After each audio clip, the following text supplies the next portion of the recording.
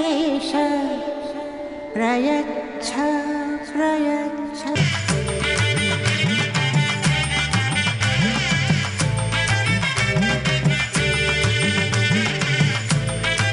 లతో తరింపచేయడానికి విచ్చేస్తున్నారు. ఆ దేవాధిదేవుడిని గర్భాలయంలో తమ తమ స్వాభిమానాలను, అహంకారాన్ని, గర్వాన్ని పక్కన పెట్టి ఆ దేవాధిదేవుడైన స్వామి యొక్క సింహాసనం కిందకి వచ్చి దాక్కుండిపోయారై అందరూ వారిని శరణుజొచ్చటమే. అందువలన ఎవరూ కూడా వారి అహంకార నాశనం మీద ఎటువంటి సందేహం చూపవలసిన అవసరం ఉండదు. తాము ఏ అహంకారాన్ని వీడి వచ్చారో, మనం ఏదైనా తప్పు చేస్తే ఏకాంతంలో మన తప్పును ఒప్పుకోవడానికి సిద్ధపడతాం, కానీ అందరి ముందు తప్పొప్పుకొని క్షమాపణలు అడగటానికి సిద్ధపడం.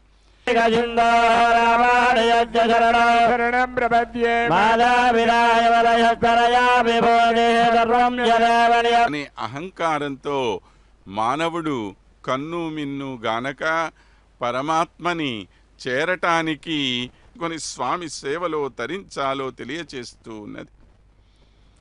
ఎంతమంది కళాకారులు ఎన్నెన్ని ప్రాంతాల నుండి వచ్చి స్వామి ముందు ఎటువంటి భేషజాలు లేకుండా కువలయ పాలన కుంభీంద్రలాలన దివిజేంద్ర రక్షణ దితిసుత శిక్షణ కువలయ పాలన కుంభయ. మనందరికీ ఒక స్వభావం సామాన్యంగా ఉంటుంది. అదేమిటి అంటే దాసభూతా సతస్సర్వే దేహి ఆత్మనః పరమాత్మనః. అంటే ఈ శరీరాలలో ఉండే ప్రాణులందరికీ కూడా ఒక చేసుకోవటం కూడా మనందరికీ సహజమైన స్వభావమే అయి ఉండాలి.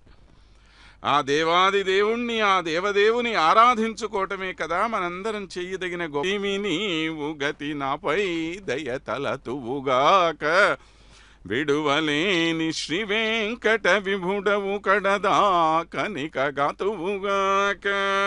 ఈ విధంగా చివరిదాకా నన్ను రక్షించేవాడివి నువ్వు కాక ఇంకెవరు ఉంటారయ్యా స్వామి అని చెప్పి అన్నమాచార్యుల వారు ఎంతో దీనంగా ఆ స్వామిని గురించి బకాసుర వధ అనేటువంటి ఒక వృత్తాంతాన్ని సూచన చేస్తూ ఓ చక్కని అలంకారాన్ని స్వామికి చేసి మనందరి ముందు కూడా మన ఆచార్యుల వారు స్వామిని కనిపెడుతూ ఉన్నారో. ప్రతి నెలతో రంభయుమేనకయును ధృతి కరుణాంబుధిదీయ. ఆ యమునా నదీ తీరాన ఆవులన్నీ కూడా అలసటతోటి దాహంతోటి నీళ్లు తాగాలి అని చెప్పి కనపడుతూ ఉండవచ్చండి. ఈ బకాసురవధ సంహారం జరిగినప్పటి వృత్తాంతం ఏదైతే జరిగిందో, ఈ సంఘటన జరిగిన సమయంలో స్వామి వయస్సు ఎంత? కేవలం ఒక 5 సంవత్సరాలు. అంత చిన్న పిల్లవాడిగా కనపడుతుంది మన స్వామి, మన కళ్యాణ వెంకటేశ్వరుడు కదా. ఆ స్వామికి హారతులు ఇవ్వటానికి అందరూ కూడాను ఎంత చక్కగా వచ్చారు చూడండు. అంగనలీరే ఆరతులు అంగజగురునకు నారతులు, అంగనలీరే ఆరతులు అంగజగురునకు నారతులు అని చెప్పి అందరూ ఒక్కొక్కళ్ళు చక్కగా పాటలు పాడుకుంటూ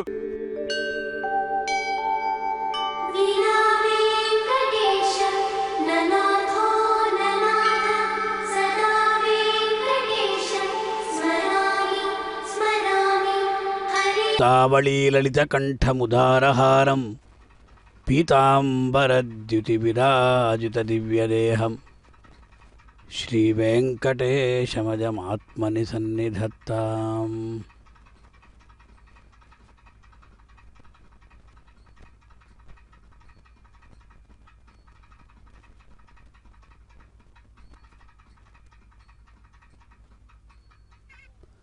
అత్యంత వైభవోపేతంగా బ్రహ్మోత్సవాలు ప్రారంభమయ్యాయి. బ్రహ్మోత్సవాలలో భాగంగా ఈనాడు చిరియప్పతి కళ్యాణ వెంకటేశ్వరుడు అలా భక్తుల్ని అనుగ్రహించడానికై సిద్ధంగా ఉన్నాడు. అంబోదనీలం సమయంలో మేఘం వలె నల్లగా ఉన్నది. అలాగే ఆ అరవింద దళాయతాక్షం తామర రేకు ఎలా ఉంటుందో ఆ ప్రకారంగా తామర రేకుల వలె వెడల్పైనటువంటి పింఛామిత కాయకాంతిమన్నారు. అంటే గోపాల వేషంతో అందంగా ఉన్నటువంటి నీ యొక్క ఆ దివ్య రూపాన్ని ధరించినటువంటి నిన్ను విశేషంగా స్వామివారికి ఆ వెంఛత్రమన్న రీతిగా ఆ తెల్లని గొడుగును స్వామివారికి పట్టుకుంటూ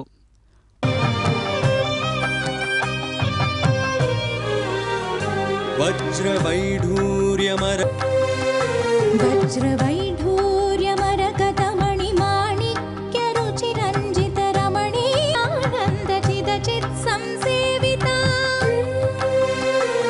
శ్రీపాద పద్మ కూడా కరిగాయి కదా స్వామి. అది మాత్రమా? పంచాపి కించ పరివృత్త గుణాని భూతాని. లోకంలో పంచభూతాలు గుణమేమిటంటే గంధవత్వం, అంటే గంధాన్ని కలిగి ఉండడం. ఈ తేజస్సు అనేది ఉష్ణస్పర్శాన్ని కలిగి ఉంటుంది. వాయువు అనేది రూపరహిత స్పర్శాన్ని కలిగి ఉండేది. ఈ ప్రకారంగా గుణాన్ని కలిగి ఉండే ఎలా జరిగిందంటే, ఎప్పుడైతే భగవంతుడు అలా వేణుగానం చేస్తూ ఉన్నాడో ఆ సమయంలో శిలలంతా కూడా అది కరిగిపోయాయట. అది మాత్రం కాదు, పంచభూతాలంతా కూడా తమ యొక్క సహజ గుణాల్ని విడిచిపెట్టాయట. ఆ గానాన్ని ఎవరు వెంటిష వాహనంలో వేంచేసి ఉన్నటువంటి ఆ సుందరమూర్తి అయినటువంటి కృష్ణమూర్తిని మనం అది కూడా ఆ వేణుగానం చేస్తున్నటువంటి శ్రీకృష్ణ స్వామిని మనం దర్శించుకుంటున్నామంటే ఎందుకండి? అన్నీ కూడా ఈ కరచే కీర్తయ కేశవం మురరిపం చేతోభజ శ్రీధరం పాణిద్వంద్వ సమర్చయ అచ్యుతకథా శ్రోత్రద్వయత్వం శృణు అనిగద ముకుందమాలలో కులశేఖరాళ్వాళ్ళు చెప్పారు. అటువంటి అహంకారాన్ని ప్రదర్శించడానిక కాదు కదా. ఎందుకు అంటే ఆ శిరస విశేషంగా శ్రీనివాస మంగాపురానికి వెళ్ళి భగవంతుని దర్శించుకోలేకపోయినా కూడా ఈ శ్రీ వెంకటేశ్వర భక్తి ప్రసార మాధ్యంగా మనం భగవంతుణ్ణి ఆ మంగాపురంలో జరిగేటువంటి ఉత్సవాన్ని దర్శించుకునేటువంటి భాగ్యాన్ని పొంది ఉన్నాం. తమసి స్వభావతః సమస్త కళ్యాణ గుణామృతోదధి. స్తోత్రరత్నంలో ఆడవందార్లు స్వామివారి యొక్క గుణగణాల్ని వర్ణిస్తూ ఉన్నారు. ఎందుకంటే గుణైర్దాస్యముపి కులపతి సుగ్రీవుడితో సఖ్యం. కాపి శబరీని శబరీమోక్ష సాక్షిభూతాన్ని శబరిని అనుగ్రహించాడు. కుచేల కృష్ణుడు ఆ కుచేలను ఎలా అనుగ్రహించాడో అతను ఇచ్చినటువంటి ప్రీతితో ఇచ్చినటువంటి చిరిగిన గుడ్డలో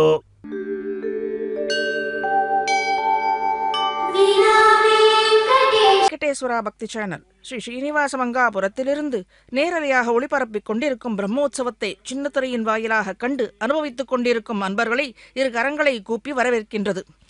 பிரம்மோற்சவத்தில் 4ஆம் நாளான இன்று ஸ்ரீ கோவிந்தன் கல்பவக்ஷ வாகனத்தில் வீதி உலா கண்டருள்கிறான். இதோ கல்புரஹார்த்தி ஆகி மேலே இவன் ஊர்வலம் வர இருக்கத் தொடங்கியிருக்கிறான். வேதகோஷம் ஸ்ரீ விஷ்ணு சித்தன் எனும் பெரியாழ்வார் குல நந்தனவனத்தில் கண்டெடுக்கப்பட்ட கற்பக கொடி, பெண்கள் குலத்தை விளங்கச் செய்ய வந்த கற்பக கொடியாம்.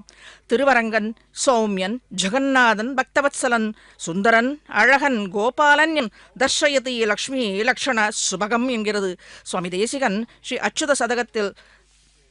தேவிமார்களின் சேர்த்தியாலேயே இவனுக்கு சர்வேஸ்வரன் ஸ்ரீயப்பதி எனும் பெருமை ஏற்படுகிறதாகிறது. அடியவர்க்கு மெய்யனான நம் அச்சுதன் அடியார்களுக்கு அபயம் அளிப்பவன். இவனது திருமால்வில் பெரிய பிராட்டியார் சம்சார தாபங்களாகிய நோய்களை ஆறவே அறுத்து ரட்சிக்கிறான் எம்பெருமான். பரமனுடைய திருநாமங்களை அல்லது கோவிந்தா என்று கூவி அழைத்தாலே போதுமானது. பரமனை விட கல்பகத்தருவான தேவிமார்கள் உகந்து பக்தர்களுக்கு அளிக்கும் நன்மைகளுக்கு அளவே இல்லை எனலாம். அப்படி இந்த கோவிந்தரை ஒழியும் முன்பு பக்தன் இருந்த நிலையை விட ஷியப்பதியான திவ்ய தம்பதிகள் நம் மனத்தில் கொண்ட பின் உள்ள நிலையை மேன்மையை கண்கூடாகவே நாம் உணரலாம். இந்த நோய்களுக்கோ விஷ்ணு சித்தத்திலே கொண்டவர் வாக்கு பொய்க்குமா என்ன? வாய் தூய்மை உள்ளவர்கள் சொன்னால் முக்காலத்திலும் பலிக்கும் என்பதில் சற்றும் ஐயமில்லை.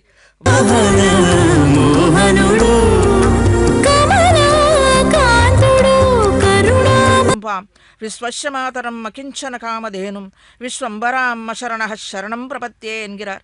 நினைத்த பலனை அளிப்பதில் கற்பக்கூடிய பட்டமகிழ்ச்சியாகவும் புருஷகார பூத்தையாகவும் விளங்கிய பூமி தேவியை கதியற்ற பக்தர்கள் சரண் அடைந்து பலனை மங்கள பலன்களை நிலைத்த அவமெல்லாம் சும்மனாதே கைவிட்டு ஓடி தூறுகள் பாய்ந்தனவே என்கிறார். அத்தனை துன்பங்களும் துகள்களாக போய்ந்தனவாம். நம் குடிக்கு பரதேவதையான ஸ்ரீ கோவிந்தன் அவனே நமக்கு தலைவன். పొడమే సుదతి తానే చొక్కపు కాగితనున నిందిరయై పొడమే கதிசின ஸ்ரீ பக்தர்களோடு சம்பந்தம் பெற்றவர்களையும் காக்கிறான் என்றோம். என் நாட்டில் உள்ள அனைவரின் விரோதிகளை நோய்களையும் போக்கி கலியை பலமிழக்கச் செய்து அழிக்கின்றான் இந்த வேங்கடவன். வேதியர் முழுவேதத்து அமுதத்தை தீதில் சீர்திரு வேங்கடத்தானையே குற்றமற்ற எல்லா வேதங்களாலும் போற்றப்படுகின்றவன், முழுவேதத்தின் அமுதமாக இருப்பவன், ஒளி பொருந்திய திருமேனி, எல்லோரையும் சேவிக்கும்படியான திருமேனியை இந்த எம்பெருமான் நம்மளையும் அனுகரிக்கிறான் என்றால் இதுவன்றோ? அவன் திருநாமத்தை ஸ்ரீமன் விஷகரி பதேர் ஹிருத்யா விஸ்வாவதார சகாயினி க்ஷபித நிகலாவத்யா தேவி க்ஷமாதி நிஷேவித புவன ஜனனி. ఈ పున శ్రీ వెంకటేశుడే సర్వము దాపైతని వందనమే విధి. పున శ్రీ వెంకటేశుడే సర్వము நாமத்திலே பரார்த்திகி பரமஸ்பஷ்டகா என்று போற்றுகிறது. ராமவதாரத்தில் ராவணன் மாண்ட பின்பு மண்டோதரியும் இவனை நன்றாக துதித்ததும் அனைவருக்கும் அறிந்ததே. இவனன்றோ இருந்தவர்களான நம் ஆச்சாரியர்கள் நம் பிறவி துயரற மேன்மை பெற ஸ்ரீ வெங்கடரமணின் கடாட்சத்தாலே ஆச்சாரியனின் அனுகிரகமும் பெற வேண்டும்.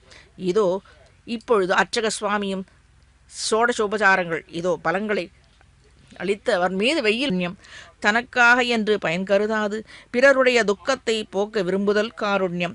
இவனிடத்திலே உள்ள கல்யாண குணங்களிலே காருண்யம் எனும் இந்த குணமே பக்தர்கள் இவனை பற்றுகைக்கு பெரிதும் உதவுகிறது. பகவானுக்கு இருக்கும் ஞானம், சக்தி போன்ற குணங்கள் కలదు గలదు శరణాగతులకు హరి కైంకర్యంబున మోక్షము గలదు. కలదందే పో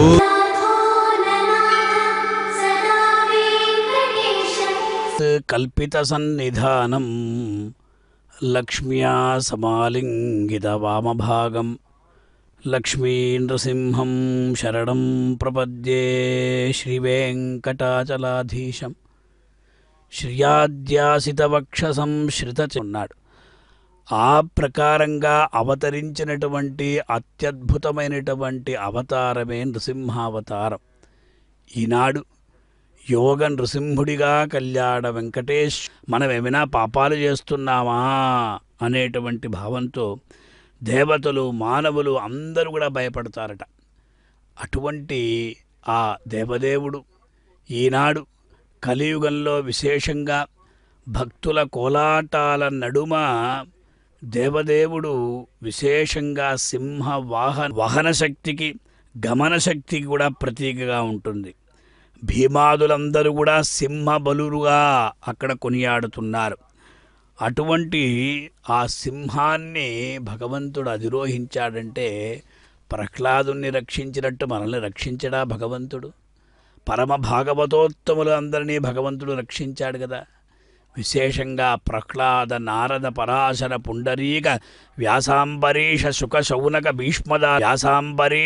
శౌనక భీష్మదాల్భ్యాన్ రుక్మాంగదార్జున వశిష్ఠ విభు శ్రీ శ్రీనివాసుడు సింహవాహన నరుడు కలిసినటువంటి సింహరూపంలో విలక్షణమైనటువంటి అవతారం అంటే ఈ నృసింహావతారమే కదా. పగటి వేళలో కాదు, రాత్రి వేళలో కాదు, సంధ్యా సమయంలోనే ఈ నృసింహుని యొక్క ఆవిర్భావం జరిగింది. ఇంటికి లోపల కాదు, ఇంటికి బయట కూడా కాదు, వాకిటి ఆ గడప ఉన్నదే, ఆ గడపపై పట్టి నృసింహుడు తన యొక్క తొడపైన ఉంచుకొని హిరణ్యుణ్ణి సంహరించాడు. భూమిపై గాని అదే ప్రకారం ఆకాశంలో కాని కాకుండా మధ్యలో పెట్టి గడప ఉన్నదే, ఆ గడపపై పట్టి నృసింహుడు తన యొక్క మనకు నృసింహుడే గుర్తుకొస్తూ ఉంటాడు. ఈ ప్రకారంగా నృసింహుని యొక్క ప్రాదుర్భావం అనేది యాదృచ్ఛికమన్నారు. అది మాత్రం కాదండి, ఇంకో ముఖ్యమైనటువంటి విషయం ఏమిటంటే భగవంతుడికి అంత ఒక విశ్వాసాన్ని వమ్ము చెయ్యకూడదు అనేటువంటి ముఖ్యమైనటువంటి ఉద్దేశ్యంతోనే దేవదేవుడు ఈ అవతారాన్ని స్వీకరించా. ఆ దానవ శిశువైనటువంటి దానవ బాలుడైనటువంటి ప్రహ్లాదుని రక్షించడం కోసం నీవేం చేశావు స్వామి? నీ యొక్క ఆ శుభకరమైన సుముఖ కరుణే క్షణం సులభ నరసింహం సుముఖ కరుణే క్షణం సులభ నరసింహం సుముఖ కరుణే క్షణం సులభ నరసింహం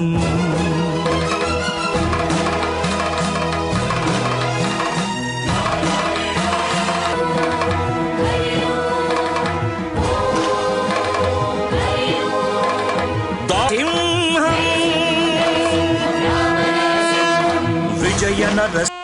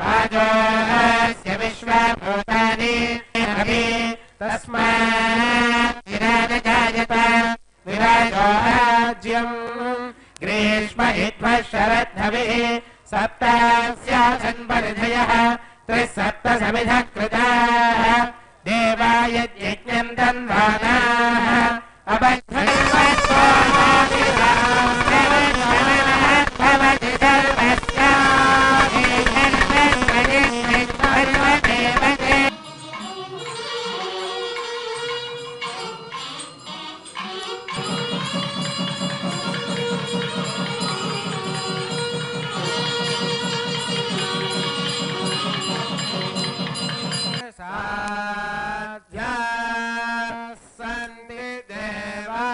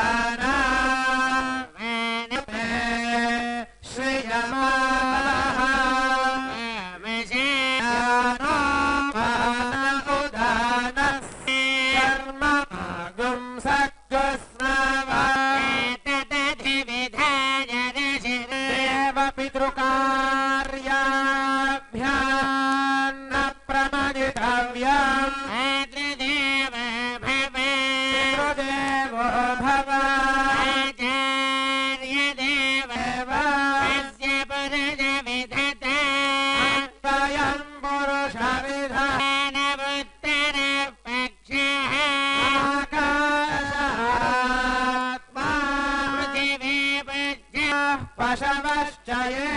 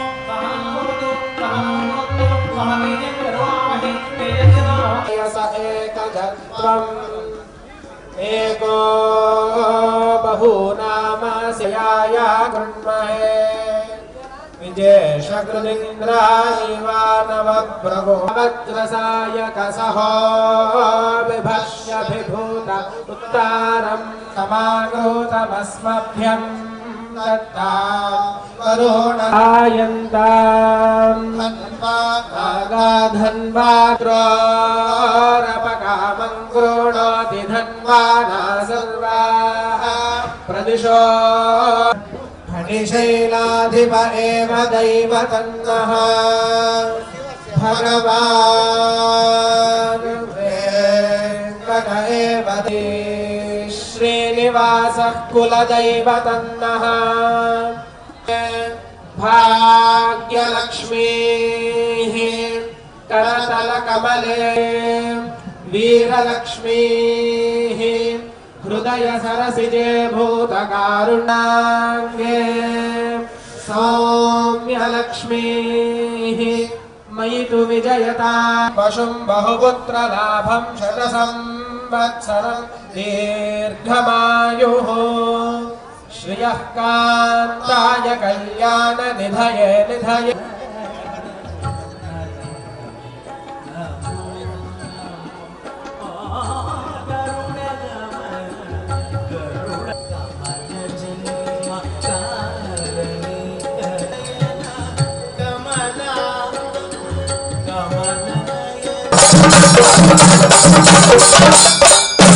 Thank you.